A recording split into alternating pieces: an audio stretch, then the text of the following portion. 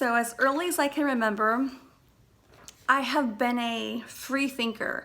And I know that sounds kind of common or like silly to mention, but really I think it has a lot of merit because oftentimes as we grow up and as we go through this whole life journey and we conform to societal and institutional structures, it's very easy for most people, I would say majority of people, to lose their own free thinking ability.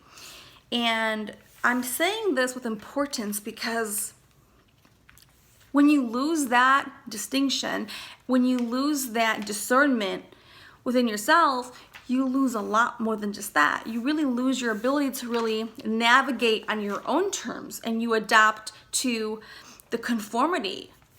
And unfortunately and fortunately, because I don't know how you would look at it, but I was probably more rebellious in my thinking, and at least in my family, probably came across, like, especially growing up in a very Catholic family.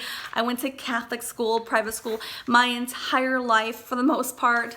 And even when I went to college, I went to a private school, but it's irrelevant. My point is that I've had to conform and accept experiences, accept definitions, accept ways of being and information. Now, on the good side, for me at least, I have always been able to accept what society tells me, but not take it as my own.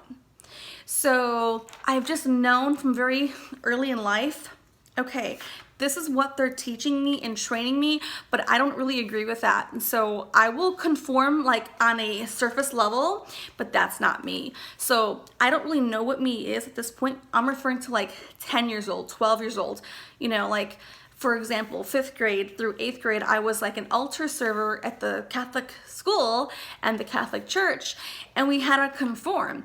But I really didn't really fully agree with even the religion itself. I remember asking and questioning like the nuns and my grandmother, who was very deep into Catholic faith, and I was almost shunned upon and dismissed or frowned upon for even asking such questions at a young age. But I was happy that I was able to even ask the questions. Most children will never dare to ask them, and I asked the hardest questions. How could this be what you're teaching, what you're training us? How could this be? I didn't say I didn't believe them. I just said I need to know more. How could this be? And I'm referring to, again, like 5th grade. You're like probably between the ages of like 10 and 11 years old. And yes, that's pretty deep. And for me at least, it was tough to navigate those waters because it definitely wasn't like supported. But thankfully for my strong personality and my dynamicism and probably I have some pieces of me that are like probably a little bit like rebellious, but it wasn't rebellious to rebel. There's a distinction. When people just rebel, that's not really intelligent. When you are challenging the status quo because you don't really believe in what they're saying, that's a distinction. And so for whatever that's worth, I hope that some people can understand there's different levels and experiences of like rebellion and free thinking and challenging, you know, what society says. So for me personally, my whole life,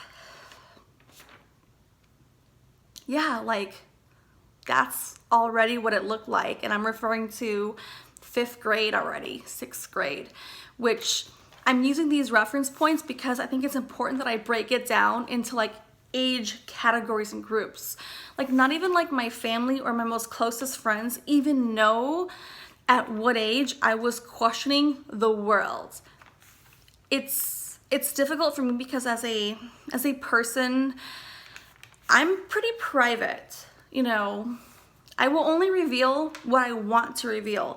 I will only showcase or, you know, express what I think is relevant, what's important, and what's necessary. If it's not any of those, there's no point. And not because I'm afraid, it's just not needed.